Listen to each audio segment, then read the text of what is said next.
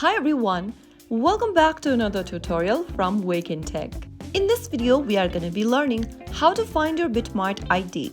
If you are looking how to find your BitMart ID, then the process is quite easy. Whether it's for account verification, deposits, withdrawal or support, knowing your BitMart ID is super crucial. First of all, launch open the BitMart application or visit the bitmart.com website on your browser. After logging into BitMart, go ahead and tap on the menu button at the top left corner from the home page. In the expanded menu, click on the email address at the top and you'll then be able to see your ID right underneath your email. Tap on your ID to copy it in your device's clipboard. Now, this user ID might be used for some transactions or support requests. You might be asked to confirm your identity. The user ID is unique and important for transactions and support, so never share it with untrusted sources.